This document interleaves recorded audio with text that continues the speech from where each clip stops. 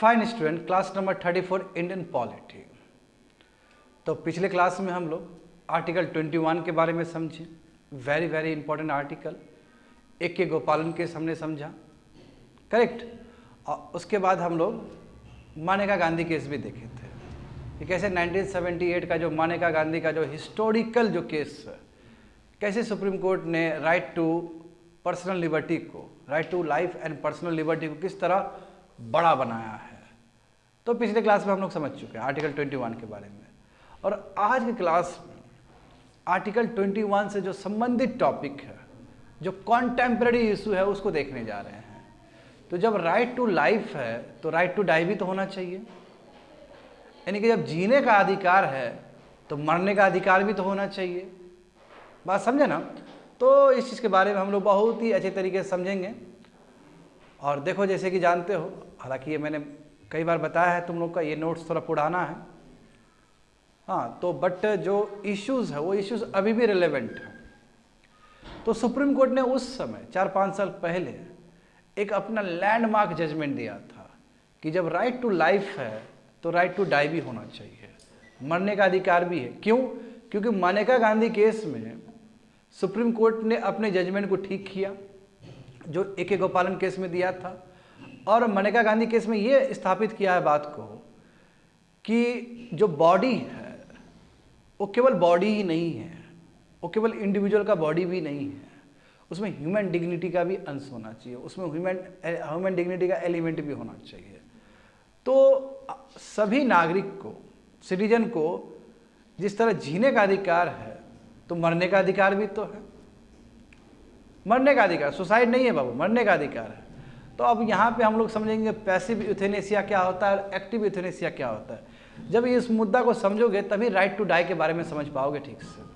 तो समझते हैं पैसिव यूथेनेसिया और एक्टिव यूथेनेसिया, यानी कि मैं लेमन टर्म्स में कहूँ, इस सिंपल भाषा में कहूँ तो पैसिव, देखो पहले समझते, देखो कोई पेशेंट, बच्चे लोग यहाँ पे ध्यान दोगे ना, ध्यान दोगे यहाँ पे अच्छे से, ये समझने वाला चीज़ है, लिखने से भी ज़्यादा समझने वाला चीज़ है।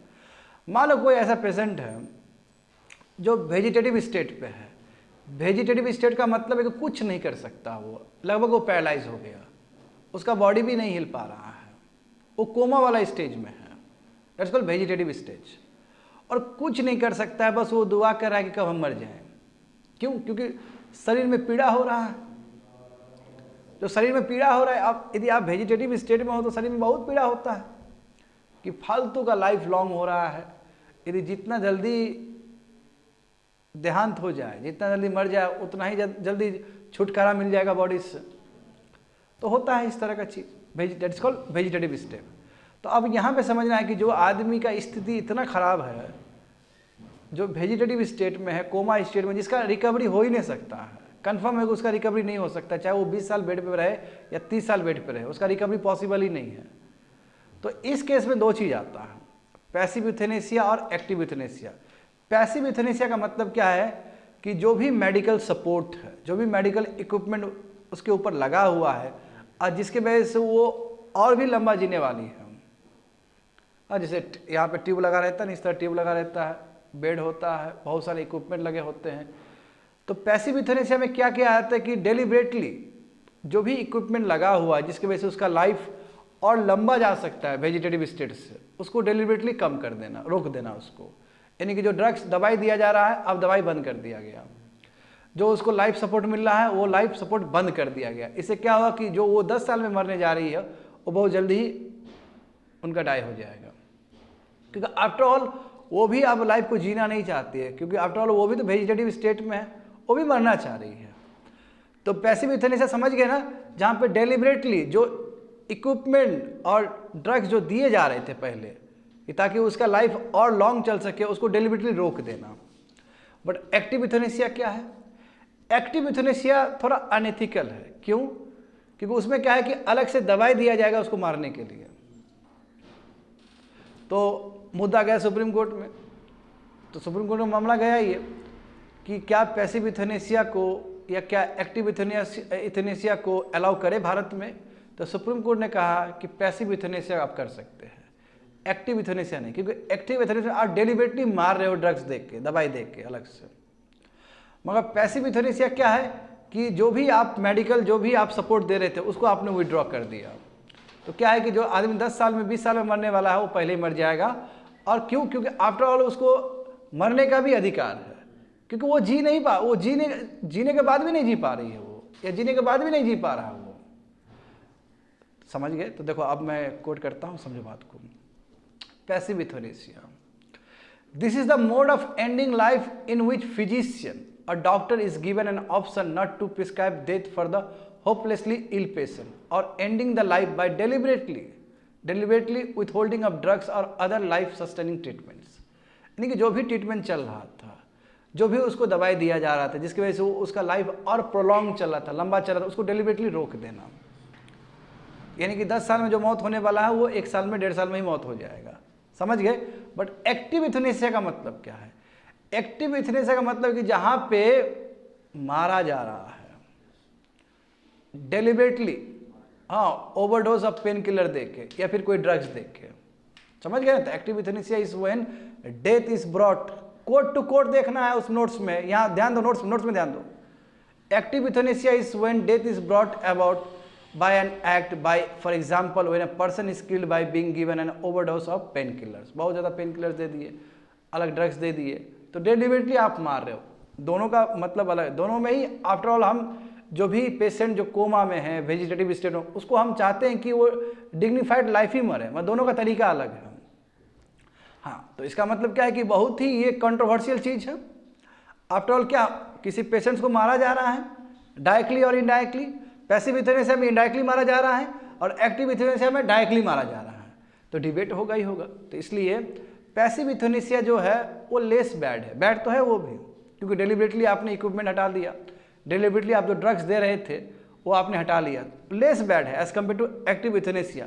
मगर कई लोगों का मानना है ठीक उल्टा, कि एक्टिव यूथनेसिया बेटर है, मोरली बेटर है, क्योंकि जो लोग तड़प रहे इतना दिन से उसको एक ही दिन में मार दिए, ज़्यादा बेटर है।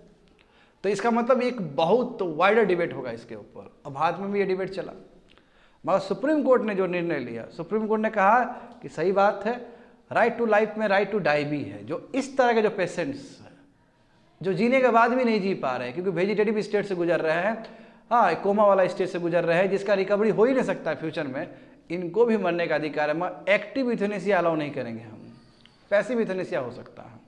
बात समझ गए? यहाँ पे देखो, आप समझो। तो यूथनेसिया का मतलब क्या होता है? एक तरह से असिस्टेड सुसाइड, वो मरना ही चाह रही है वो पेशेंट, उसको सहयोग कर दिए मरने में, ठीक है। तो एक तरह से असिस्टेड सुसाइड है, और मोर लूजली इसको मर्सी किलिंग भी कह सकते हैं, क्योंकि तुमको पता है कि बहुत पेशेंट बहुत दुख से गुजर रही है और खुद चाहती है कि उसको डेथ हो। तो एक तरह से मर्सी किलिंग है, जहाँ पे डेलिबरेट एक्शन लिया जाता है, जानबूझ के एक्शन लिया जाता है, ताकि जो परसिस्टेंट अनस्टॉपेबल जो सफरिंग है, उस सफरिंग से उस पेशेंट्स को छुटकारा मिल सके और वो पेशेंट्स सम्मानजनक मर सके। तो या तो पैसिव यूथनेसिया हो सकता है ये, या फिर एक्टिव यूथनेसिया हो सकता है। समझ गए बच्चे लोग? एक्टिव यूथनेसिया में क्या है कि एक पर्सन को डायरेक्टली और डेलिबरेटली मारा जा रहा है, ठीक है, ड्रग्स दे के या पेन किलर का ओवरडोज दे के। मगर पैसिव यूथनेसिया ऐसा नहीं है, इसमें पेशेंट का लाइफ डायरेक्ट नहीं मारा जा रहा है, जो भी सपोर्ट सिस्टम था उसको विड्रॉ किया जा रहा है और अल्टीमेटली वो उसका भी डेथ हो जाएगा। तो इंडिया देखो, इसलिए इंडिया में बहुत बड़ा डिबेट छिड़ गया। तो क्या right to life, right to die जो है वो क्या आर्टिकल 21 के अंतर्गत होना चाहिए? क्योंकि आर्टिकल 21 में क्या दिया गया है कि right to have life and personal liberty. तो क्या आर्टिकल 21 के अंदर राइट टू डाई भी होना चाहिए? और सुप्रीम कोर्ट देखो, दीपक मिश्रा चीफ जस्टिस थे उस समय, उन्होंने कहा कि यस, राइट टू डाई भी होना चाहिए। हर नागरिक को सम्मानजनक पूर्वक मरने का भी अधिकार होना चाहिए। समझ गए ना? हाँ, क्योंकि मैं सम्मानजनक वर्ड क्यों यूज़ कर रहा हूँ? क्योंकि मानेगा गांधी केस में सुप्रीम कोर्ट ने AK गोपालन केस को ओवररूल्ड किया और कहा कि बॉडी जो इंडिविजुअल ऑफ द बॉडी है, केवल इंडिविजुअल ऑफ द बॉडी ही नहीं है, उसमें ह्यूमन डिग्निटी का भी एलिमेंट होना चाहिए। करेक्ट? यहाँ पे देखो, तो सुप्रीम कोर्ट ने कहा कि यस, कि fundamental right to life and dignity, यानी कि जो आर्टिकल 21 है उसके अंदर अनडाउटली डाई विद डिग्निटी भी आएगा, राइट टू रिफ्यूज ट्रीटमेंट भी आएगा। यानी कि पैसिव यूथनेसिया को सपोर्ट किया जा रहा है कि जो ट्रीटमेंट ले रहे थे जिसकी वजह से जीवन लंबा चल रहा था, उसको हम विड्रॉ कर रहे हैं, ये अधिकार है। क्यों? Because the fundamental right to a meaningful existence include a person choice to die without suffering. बिल्कुल, जब आपको जीने का अधिकार है, जब आपका ये जो जीने का जो अधिकार है आर्टिकल 21, उसके अंतर्गत ये भी तो होना चाहिए कि बिना सफरिंग किए हुए हम मर सके, सम्मानजनक होना चाहिए ना स्टूडेंट। बिल्कुल, तो इसलिए इस तरह का फैसला आया है सुप्रीम कोर्ट के द्वारा। बट अभी थोड़ी देर में समझोगे, बट ऐसे नहीं, लिविंग विल होना चाहिए। तो judgement includes specific guidelines to test the validity of living will, यानी कि लिविंग विल वाला व्यवस्था होना चाहिए कंट्री में।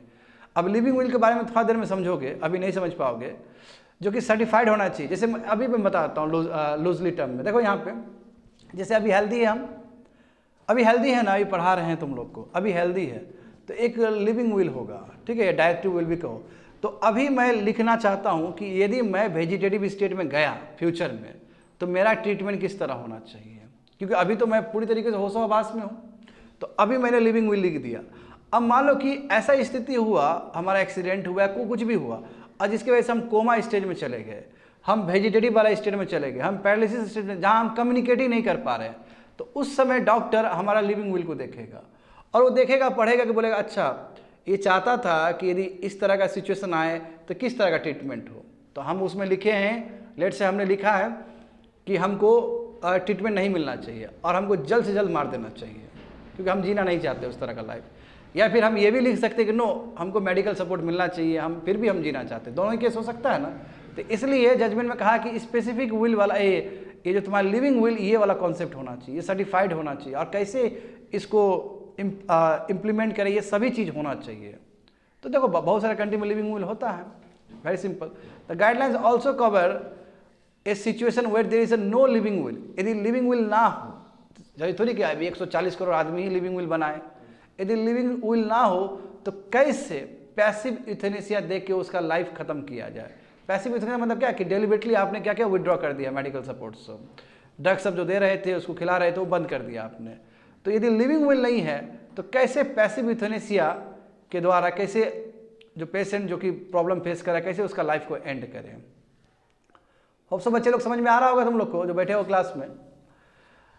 A person need not give any reason not he is answerable to any authority, यानी कि जो मेरा लिविंग विल है, जो मेरा एडवांस डायरेक्टिव है, उसमें मेरा चलेगा, हमको जो भी करना है, यानी कि मैं उस वेजिटेटिव स्टेट में चला जाऊं तो मेरा ट्रीटमेंट कैसा होगा, मेरा ट्रीटमेंट कैसा नहीं होगा, तो वो मैं हूँ, मुझे कोई फोर्स नहीं कर सकता है, समझे ना। तो वो डिपेंड करता है कि पर्सन जब अपने सही स्टेज में है तो वो किसी तरह का भी लिविंग विल बना सकता है, समझे ना, उसके लिए कोई बाध्य नहीं है। बट द जज हेल्ड दैट एक्टिव, बट जज ने क्या कहा, एक्टिव यूथेनेसिया लॉफुल नहीं है, अनलॉफुल है, पैसिव यूथेनेसिया में अलाउ करते हैं।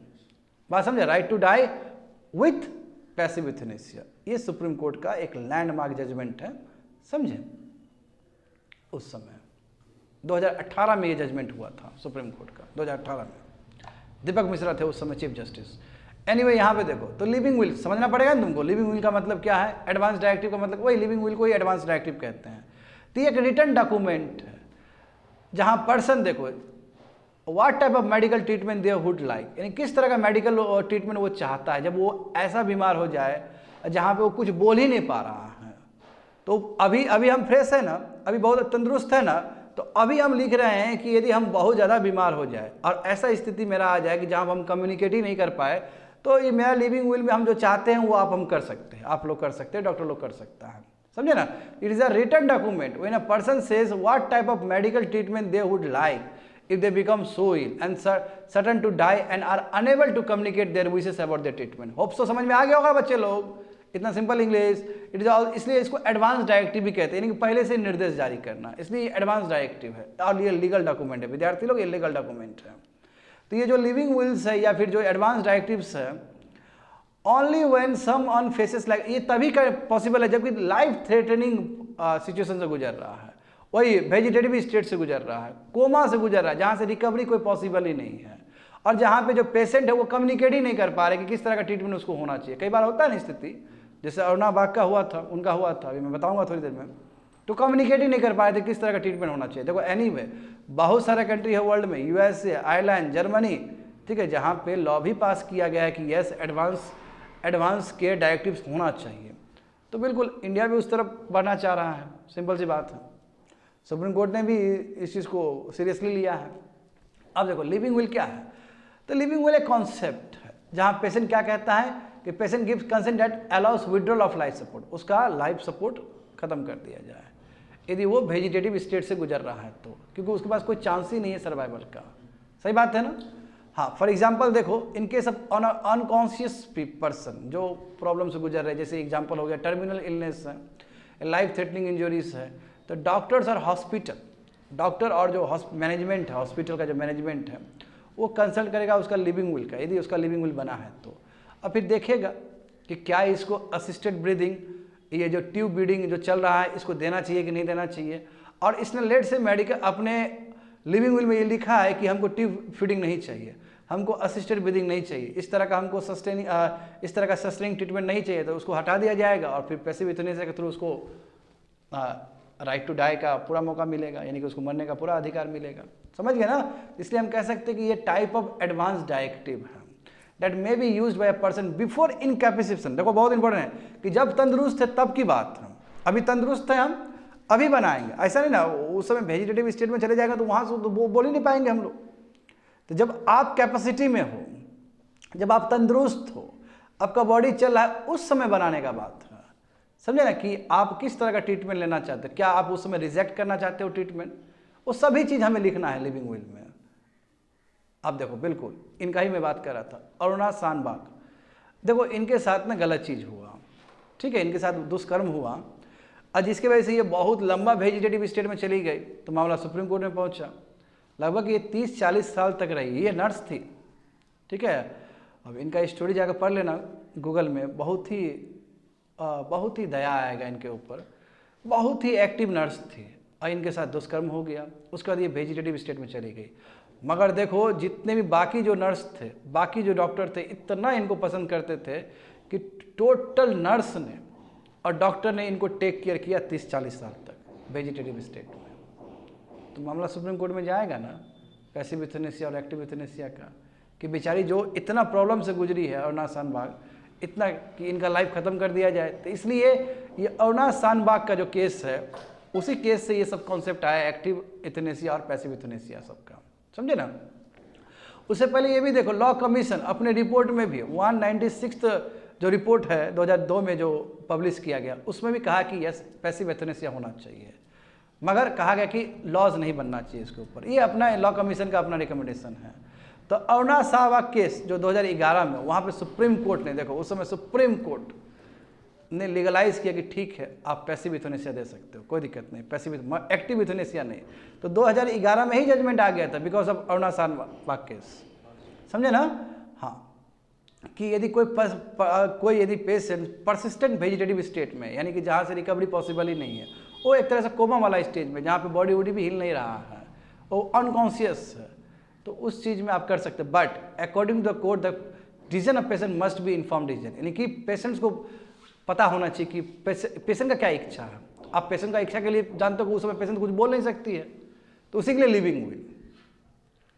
बात समझे ना। तो क्योंकि पैसिव यूथनेसिया अलाउ करोगे तो फिर आपको लिविंग विल के साथ ही आना पड़ेगा। जो अभी आदमी तंदुरुस्त है तो वो लिखेगा ना अपना डायरेक्टिव कि यदि हमारा स्थिति ऐसा हो जाए, वेजिटेटिव स्टेट वाला हो जाए, तो किस तरह का ट्रीटमेंट हो।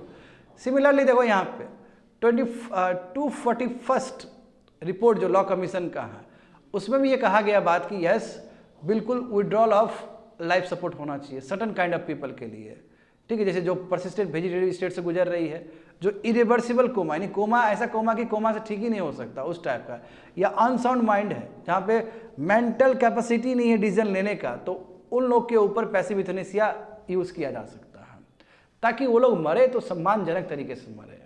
समझ पा रहे हो ना बच्चे लोग।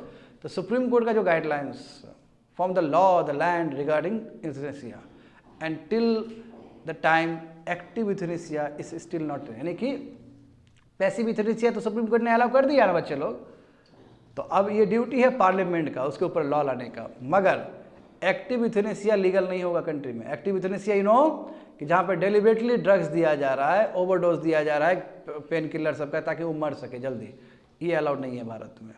रिसेंटली देखो सेंट्रल गवर्नमेंट ने क्या किया कि लिविंग विल को ऑब्जेक्ट किया कि लिविंग विल वाला कॉन्सेप्ट नहीं होना चाहिए, वही 18-19 की बात है, ठीक है, क्योंकि लिविंग विल का भी मिसयूज होगा। बात सही है सेंट्रल गवर्नमेंट का भी अपनी तरफ से। तो अब देखो जो भी मोडालिटीज़ लेके आया सुप्रीम कोर्ट उस समय 2018 में कि लिविंग विल बनना चाहिए तो ऐसा बनना चाहिए, उसमें जुडिशरी का बहुत इंटरवेंशन था, तो बाद में 2023 में, ये नोट्स में नहीं होगा बच्चों लोग, अभी थोड़ी देर में और रिपीट करेंगे इस चीज़ को, 2023 में सुप्रीम कोर्ट का जो गाइडलाइंस था लिविंग विल को लेके और रिलैक्स कर दिया गया, उसमें और रिलैक्स कर दिया गया। तो 2018 का जो गाइडलाइंस था लिविंग विल को लेके, फिर 2023 में सुप्रीम कोर्ट आया, अब बोला कि ठीक है, हमने जो भी पहले गाइडलाइंस दिया था वो सच में जटिल है, क्योंकि बार बार वहाँ पे इंटरवेंशन था जुडिशरी का, डिस्ट्रिक्ट मजिस्ट्रेट का, समझे ना, वो जुडिशियल मजिस्ट्रेट सबका, तो बार बार जुडिशरी के जाके सुनाना कि भाई लिविंग विल ये वो, तो दुनिया भर का वो लफड़ा होता, बहुत ही एक कह सकते कॉम्प्लेक्स प्रोसेस था। इसलिए सुप्रीम कोर्ट ने 2023 में इस प्रोसेस को और रिलैक्स कर दिया। मगर लॉ नहीं आया अभी तक, जब तक लॉ नहीं आएगा पार्लियामेंट से, देखो सुप्रीम कोर्ट तो कुछ भी फैसला सुना देगी, उसको इम्प्लीमेंट करने का अधिकार किसको है? पार्लियामेंट को। पार्लियामेंट लॉ लेके आएगा, फिर एग्जीक्यूटिव फिर उसको इम्प्लीमेंट करेगा। तो केवल पार्लियामेंट का केवल सुप्रीम कोर्ट के जजमेंट से नहीं चलने वाला है ये चीज़। एनीवे यहाँ पे देखो, तो सुप्रीम कोर्ट ने क्या कहा बच्चे लोग, वही सेम चीज़ कि पैसिव यूथनेसिया ठीक है हम अलाउ करते हैं, and right to give advance medical, वही लिविंग विल भी होना चाहिए, ताकि डाइंग जो प्रोसेस है, जो कि फंडामेंटल राइट्स वो अच्छे से हो सके, यानी कि right to die with human dignity, ये भी एक फंडामेंटल राइट्स है, उसके लिए लिविंग विल होना जरूरी है। सुप्रीम कोर्ट ने क्या कहा, right to life and liberty क्या है, आर्टिकल 21 का हिस्सा है। सही बात है ना हम लोग, बट उसमें इंडिविजुअल डिग्निटी का भी बात होना चाहिए। इसलिए देखो, और हमने हर समय देखा है, पिछले क्लास में हम लोग चर्चा कर रहे थे कि आर्टिकल 21 इसका वाइड स्कोप है, और जानते हो ना, हर जजमेंट के साथ, नया नया जजमेंट के साथ इसका स्कोप बढ़ते चला गया। राइट टू इलेक्ट्रिसिटी आ गया, करेक्ट, राइट टू प्राइवेसी है इसके अंदर, क्या नहीं है इसके अंदर बताओ?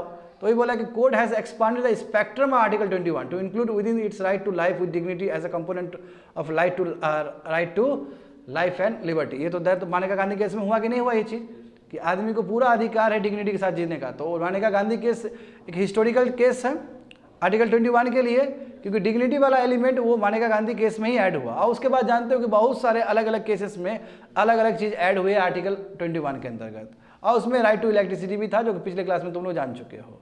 एनीवे यहाँ पे देखो, 5 जज बेंच बैठा था, 5 जज का एक बेंच बैठा था, जिसमें खुद स्वयं उस समय चीफ जस्टिस दीपक मिश्रा थे।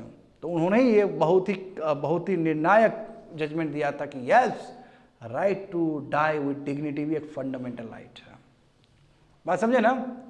कहने का मतलब ये है कि dignity is lost if a man is allowed और फोर्स अंडरगो पेन, यानी कि बताओ वो वेजिटेटिव स्टेट में है और वो वेजिटेटिव स्टेट से उसको गुजार रहे हो, है ना, उसको मेडिकल सपोर्ट दे रहे हो, जो अभी मरना चाहता है, और तुम उसको ज़बरदस्ती उसको रखे हुए हो कि तुम्हारा जब मरने का टाइम आएगा तभी मरो। तो ये भी तो डिग्निटी के अगेंस्ट है, ये भी तो सम्मान के अगेंस्ट है। उसको पूरा सम्मान है कि कब चाहे वो मरे, मगर एक्टिव यूथनेसिया नहीं, पैसिव यूथनेसिया। बात समझो, वही डिग्निटी खत्म हो जाएगा यदि मैन इज अलाउड और force to undergo pain and suffering because of unwarranted medical support. अब मानते हैं कि साइंस बहुत डेवलप्ड हो गया, मानते हैं कि मेडिकल साइंस बहुत डेवलप्ड हो गया, दैट डजंट मीन कि डिग्निटी का एलिमेंट नहीं है। उसको मरने का अधिकार है, सम्मानजनक मरने का भी अधिकार है। समझ गए बच्चे लोग?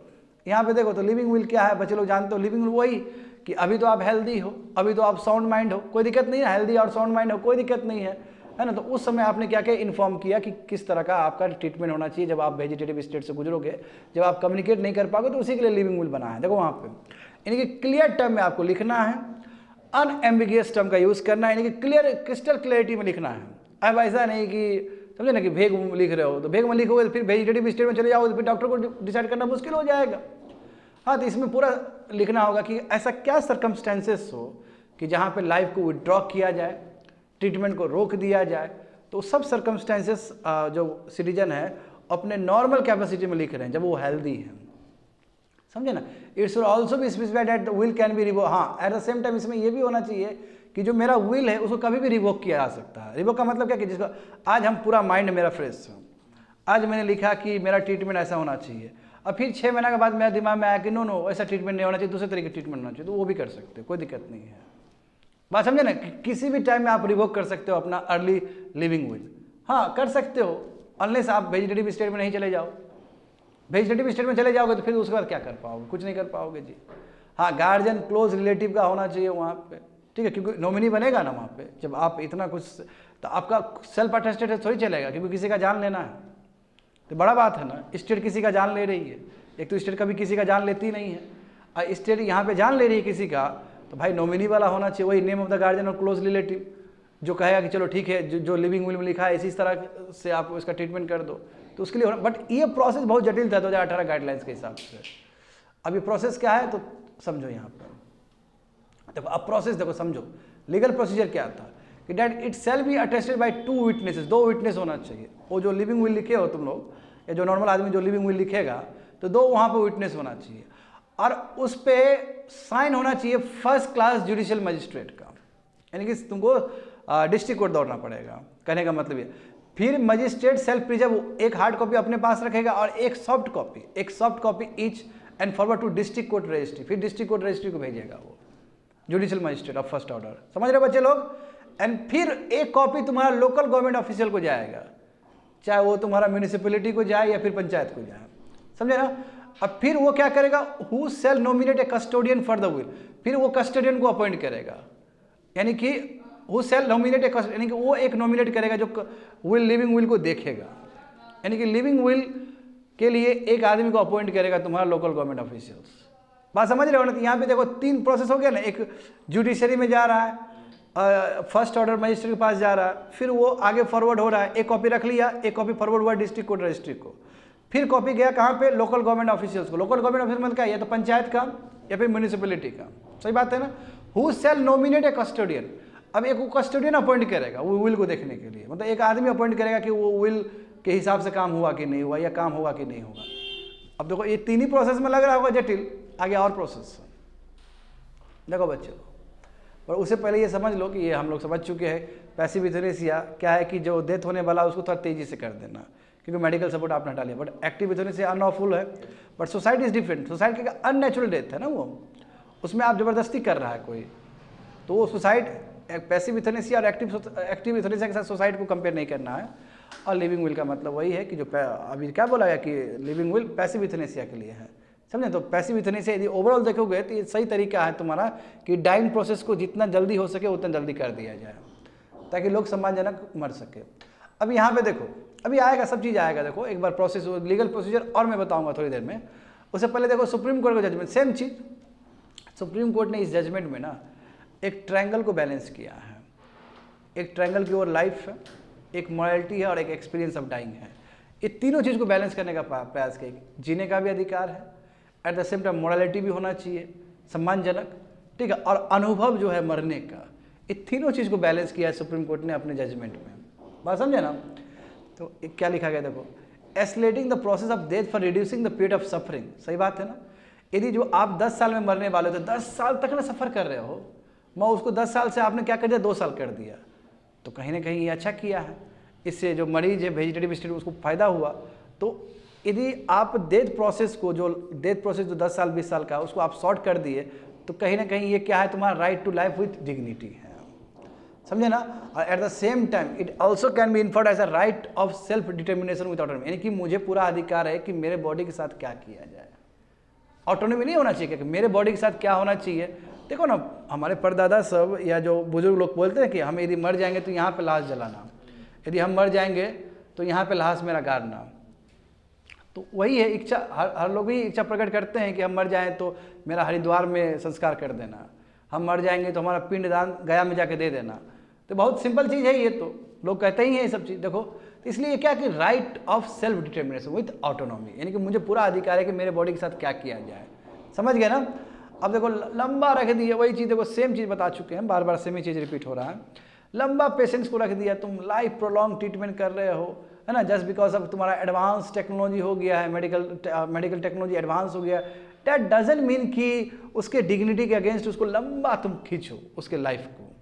आफ्टर ऑल वो सफरिंग से गुजर रहा है। तो individual interest has to given priority over the state interest. इसलिए इंडिविजुअल का जो ऑटोनॉमी है, जो इंडिविजुअल का जो इंटरेस्ट है वो ज़्यादा मायने रखता है, क्योंकि आफ्टर ऑल हर नागरिक को राइट टू डाई का अधिकार होना चाहिए जब वैसे स्टेट से गुजर रहा है। तो यहाँ पे स्टेट के इंटरेस्ट कंपेयर में जो इंडिविजुअल इंटरेस्ट है वो ज़्यादा मायने रखता है, समझे। और देखो उस समय ये जो केस आर्टिकल 142 को यूज़ करके ही सुप्रीम कोर्ट ने अपने अंदर लिया था। यानी कि सुप्रीम कोर्ट ने आर्टिकल, जानते हो article 142, in order to give complete justice, supreme court कुछ भी कर सकता है। और सुप्रीम कोर्ट का जो डिग्री होगा, सुप्रीम कोर्ट का जो ऑर्डर होगा पूरा थ्रू आउट ऑफ इंडिया लागू होगा। That is article 142। ये स्पेशल पावर देता है सुप्रीम कोर्ट को, है ना, अंडर आर्टिकल 142 वही सब लिखा गया है बच्चे लोग। तो argument in favour of passive euthanasia and argument against passive euthanasia, सही बात है, डिबेट तो हो ही जाएगा जब इतना बड़ा फैसला आया है सुप्रीम कोर्ट का। तो देखो आर्गूमेंट पैसिव यूथनेसिया को लेकर क्या आर्गूमेंट है, सपोर्ट में, फिर इसके विरोध में भी करेंगे हम लोग। सपोर्ट में क्या कि कई लोगों को लगता है कि बिल्कुल राइट टू चूज, है ना, मरने का पूरा अधिकार होना चाहिए क्योंकि वो आर्टिकल 21 का अंदर है, तो पैसिव यूथनेसिया ओके है। कई प्रोपोनेंट ये भी कहते हैं, बच्चे लोग ध्यान देना है उसमें, कई प्रोपोनेंट ये भी कहते हैं कि यूथनेसिया कैन बी, यूथनेसिया को सही तरीके से यूज़ तब हो सकता है पैसिव यूथनेसिया जब सरकार क्या करे, गवर्नमेंट क्या करे, लेजिस्लेशन लेके आए, यानी कि पार्लियामेंट लेजिस्लेशन लेके आए, है ना। पैसिव यूथनेसिया तो बहुत सारे कंट्री में हो रहा है, तो कौन सा नया चीज़ है भारत के लिए, सही तो चल रहा है। दूसरी बात है कि पैसिव यूथनेसिया के बदले में हम पैलिएटिव सेडेशन भी दे सकते हैं उसके बदले में, क्योंकि पैलिएटिव सेडेशन सब ज़्यादा दिया जाता है वो बाकी वर्ल्ड में भी, बाकी दुनिया में भी, बाकी कंट्रीज़ में भी। तो इंस्टेड ऑफ पैसिव यूथनेसिया हम पैलिएटिव सेडेशन भी दे सकते हैं जो कि वर्ल्ड में एक्सेप्टेड है ज़्यादातर। उसमें क्या है कि और लाइफ स्पैन और छोटा हो जाएगा, यानी कि जो लंबा चल रहा है और छोटा हो जाएगा, समझे ना। तो इसलिए पैलिएटिव यूथनेसिया भी वन टाइप, पैलिएटिव सेडेशन भी वन टाइप ऑफ यूथनेसिया, वो ज़्यादा बेटर है तुम्हारा पैसिव यूथनेसिया से, लोग आर्गूमेंट कर रहे हैं। अगेंस्ट देखो, अगेंस्ट क्या आर्गूमेंट है कि जब अल्टरनेटिव ट्रीटमेंट अवेलेबल है ही, पैलिएटिव केयर है और हॉस्पिसिस है। हॉस्पिसिस मतलब क्या है कि जहाँ पे जो लोग इस तरह के लोग हैं वहाँ पे ले जाओ, वहाँ पे इमोशन से काम होता है, बहुत प्यार से। अच्छा तुम लोग मुन्ना भाई देखे हो ना, मुन्ना भाई फर्स्ट वाला मुन्ना भाई, उसमें जो आनंद है, याद है मुझे अभी भी नाम है उसका याद, आनंद जो है उसको प्यार से संजय दत्त कुछ कुछ बोल के लास्ट में वो जग जाता है। तो बिल्कुल हॉस्पिसिस टाइप का ही है कि जहाँ पे इमोशंस, ऐसे पेशेंट के साथ इमोशंस वाला काम हो, ठीक है, तो ऑटोमेटिकली हो जाएगा, जितनी भी पेन है वो ऑटोमेटिकली रिलीव हो जाएगा। राइट टू बी किल नहीं होना चाहिए। आखिर डॉक्टर तो इन्वॉल्व हो रहा है ना उसमें, डॉक्टर मार ही रहा है ना पैसिव यूथनेसिया में भी, उसका जो मेडिकल ट्रीटमेंट जो हो रहा था उसको विड्रॉ करके कहीं ना कहीं डॉक्टर के ऊपर तो वो बर्डन तो आ ही जाएगा ना मारने वाला, ये कहीं ना कहीं राइट टू किल है, ये नहीं होना चाहिए, बात समझे ना, ये बिल्कुल नहीं होना चाहिए। क्योंकि ओपनिंग द, यदि आप इस तरह का पैसिव यूथनेसिया खोल देते हो तो ये कहाँ जाएगा कोई पता नहीं है। मान लो कि ये केस, मान लो कि एक माँ बहुत बीमार है, वेजिटेटिव स्टेट से गुजर रही है और हॉस्पिटल में 10 साल तक रही, कितना पैसा खर्च हुआ, अब पता है कि आगे जाके वो मरी जाएगी। और जो बच्चा है वो इस बात को भी है कि उसको दोनों बैलेंस करना है कि माँ जल्दी मर भी जाए और प्लस जो हमारा ट्रीटमेंट का पैसा है वो भी अब नहीं रहा मेरे पास। तो इस तरह का सिचुएशन तो बहुत होता है। तो यहाँ पे क्या होगा कि डॉक्टर को बोल के डेलिबरेटली मरवा भी दिया जा सकता है पैसिव यूथनेसिया से। जबकि ऐसा भी तो हो सकता है कि उसकी माँ और लंबा जीना चाहे। तो जब आप डोर ओपन कर रहे हो, जैसे एबॉर्शन का देखो ना केस, जैसे तुम उसका देख लो, क्या बोलते हैं जो सेरोगेसी का, आप तो खैर सेरोगेसी भारत में बैन है, मगर सेरोगेसी का कितना मिसयूज़ हुआ है इस कंट्री में, सेरोगेसी का बहुत मिसयूज़ हुआ है, सेरोगेट मदर का जो। तो इसमें देखो वही बोला गया है कि डॉक्टर फिर मिसयूज़ करेगा इस चीज़ का, और जो आदमी रखना नहीं चाहता है वैसे आदमी को, उस पेशेंट को रखना नहीं चाहता, वो चाहेगा कि जल्द जल्द ये मर जाए, तो ये तो फिर किलिंग हो गया एक तरह से। तो वही वहाँ पे लिखा गया है देखो कि by giving doctors the power to decide when a patient life is not worth life, ये कि डॉक्टर को आप पावर दे रहे हो ना कि अब ये जीने के लायक है या नहीं लायक है। तो डॉक्टर तो अपने हिसाब से भी तो काम कर सकता है, और डॉक्टर को कुछ पैसा मिल गया तो डॉक्टर जानते हो कि डॉक्टर को बिकने में भी कितना टाइम लगेगा। सब डॉक्टर को नहीं बोल रहे हैं, मगर ये सब चीज़ होता है। जब कई डॉक्टर लोग इलीगल तरीके से एबॉर्शन करवा सकते हैं, बच्चों को मार सकते हैं, तो ये भी तो काम कर ही सकते हैं। मैं डॉक्टर पे कोई लालचन नहीं लगा रहा हूँ, मगर इस तरह केसेस हमें देखने को मिलता है। तो फिर एक डोर ओपन हो जाएगा, गलत डोर ओपन हो जाएगा। वही देखो, the assumption that the patient should have a right to die would impose a doctor duty. अब देखो दूसरी बात ये है कि अब डॉक्टर को ये पता है कि पेशेंट्स को मरने का भी अधिकार है, तो कहीं ना डॉक्टर के ऊपर भी एक कंपल्सन क्रिएट हो जाएगा कि जब इसको मरने का अधिकार है तो झुट्टो का ही इसको जिला रहे हैं, और डॉक्टर डिसाइड करेगा चलो इसको मार देते हैं। तो कई बार क्या है कि डॉक्टर को भी बैलेंस करना, डॉक्टर बुरे ही नहीं होते, डॉक्टर तो इनफैक्ट ज़्यादा अच्छे होते हैं, डॉक्टर गुड ना, डॉक्टर के वजह से ही तो हम लोग बचे हुए हैं। मैं कई बार डॉक्टर के दिमाग में ये चला है कि देखो वेजिटेटिव स्टेट से गुजर रही है महिला, अब इसको मारना जरूरी है। तो अब उस समय डॉक्टर को बैलेंस करना बहुत दिक्कत हो जाएगा, क्योंकि डॉक्टर का मन है कि वो जिए। देखो दूसरा सिचुएशन, डॉक्टर का मन है कि वो जिए, मैं एट द सेम टाइम उसके दिमाग में भी चला है कि वो उसको अधिकार है उसको मरने का भी, तो उसको बैलेंस करना मुश्किल हो जाएगा। thus restricting the autonomy of the doctor। तो डॉक्टर करे क्या? डॉक्टर का मन था कि वो वेजिटेटिव स्टेट से गुजरे, डॉक्टर का मन था कि जितना जिंदा रहना है इसको जिंदा रहने दो। जद्दोजहद है कि इसको मरने दो या जीने दो, इस बीच में डॉक्टर भी फंस जाएगा। और दूसरा देखो, right to die for someone might well become a duty to die. हाँ, उसको मरने का अधिकार है, और उसके बच्चे के पर्सपेक्टिव से देखोगे कि हाँ जितना जल्दी मर सकता है उतना जल्दी मार दो इसको, क्योंकि उसके लिए बर्डन है ही है। तो कहने का मतलब क्या कि जो इकोनॉमिकली साउंड लोग नहीं हैं, जिसका बच्चा लोग सब, यदि माँ कोई बीमार है उसका बच्चा लोग नहीं कमा पा रहा है ठीक से, तो जाएगा, जितना जल्दी मर जाए उतना जल्दी ठीक है, क्योंकि हमारा पैसा बहुत ज़्यादा लग रहा है। तो क्या हुआ? तो मिसयूज़ हुआ कि नहीं हुआ बताओ? वही चीज़ यहाँ पे लिखा गया है। Very good argument. तो देखो डॉक्टर, देखो अब देखो डॉक्टर के ऊपर कितना प्रेशर है ये लिविंग विल का। लिविंग विल पहले बता दिए थे बच्चे लोग, पहले आप पर्सनल कैपेसिटी में आपने लिखा, आप फाइन हो, आप अच्छे हो, आपने लिखा कि यदि वेजिटेटिव स्टेट में आप चले जाओगे तो किस तरह आपका ट्रीटमेंट हो, या ट्रीटमेंट हो या नहीं हो, जो भी लिख दिया आपने। आप कभी भी रिवोक कर सकते हो, ठीक है। ये आप first order of judicial magistrate के पास पहुंचा, ठीक है, उसने देखा, फिर एक कॉपी भेजा डिस्ट्रिक्ट रजिस्ट्री में, फिर एक कॉपी गया लोकल गवर्नमेंट में, और लोकल गवर्नमेंट ने क्या किया, एक कस्टोडियन अपॉइंट किया। ये तो उधर बात हो गया ना एडमिनिस्ट्रेशन में। अब डॉक्टर के लिए देखो क्या है, तो वही बोला कि जो डॉक्टर फिजिशियन है उसके ऊपर भी बर्डन है, जो मैनेजमेंट है हॉस्पिटल उसके ऊपर भी बर्डन है, क्योंकि आखिर ये लिविंग विल जेन्यून है कि नहीं है, ऑथेंटिक है कि नहीं, वो भी तो चेक करना पड़ेगा डॉक्टर को। ऐसे डॉक्टर तो प्रिस्क्राइब नहीं कर सकता है पैसे यूथनेसिया, बात समझ रहे हो ना। तो अब उसके लिए बताओ जुडिशियल मजिस्ट्रेट से कॉपी लाओ, क्योंकि आखिर एक डॉक्यूमेंट को जुडिशियल मजिस्ट्रेट रखा है ना। देन द डॉक्टर, उसके बाद देखो doctor should give due weightage to the instruction left by the patient. अब फिर वो मजिस्ट्रेट से आया, फिर लिविंग विल में क्या था, फिर मैच करेगा। वंस द डॉक्टर डिसाइड कि चलो ठीक है कि जो भी लिविंग विल में लिखा गया है वो ऐसा ही करेंगे, यानी कि मान लो कि कोई पेशेंट ने कहा है कि हम यदि वेजिटेटिव स्टेट में पहुंच जाए तो हमको तुरंत पैसे भी होने से लगा दिया जाए। अभी वैलिडेट हो गया, जुडिशियल मजिस्ट्रेट से भी वैलिडेट हो, वहाँ से भी वो कॉपी है। क्योंकि देखो एक तो तुमको मिला, अब एक तुमको पेशेंट से मिला है, और पेशेंट का कितना सही है नहीं सही है, तो जुडिशियल मजिस्ट्रेट को जो दिया गया था उसे कॉपी करना पड़ेगा ना, उसको देखना पड़ेगा जो पहले दिया गया है जुडिशियल मजिस्ट्रेट के पास। तो ये कॉपी और ये कॉपी दोनों चेक किए कि सेम कॉपी है, चलो ठीक है, इसका मतलब लिविंग विल करेक्ट है। अब उसके बाद मारेगा नहीं, फिर एक पैनल बैठेगा। Once the doctor decide living will needs to be acted, यानी कि लिविंग विल पे ही काम किया जाए, तो उसके लिए क्या होगा कि फिर इन्फॉर्म टू द गार्जियन और क्लोज रिलेटिव, जो वहाँ पे नॉमिनी बना था ना उस समय, उसको बुलाया जाएगा। अब बोला जाए कि देखिए क्या वेजिटेटिव स्टेट ऐसा कंडीशन आ चुका है क्या कि जो लिविंग विल में लिखा गया उस हिसाब से काम किया जाए, तो फिर आप नॉमिनी बोलेगा जी कर दीजिए या नहीं कर दीजिए। उतना ही नहीं, अब देखो देन द फिजिशियन और the hospital has to consider medical board.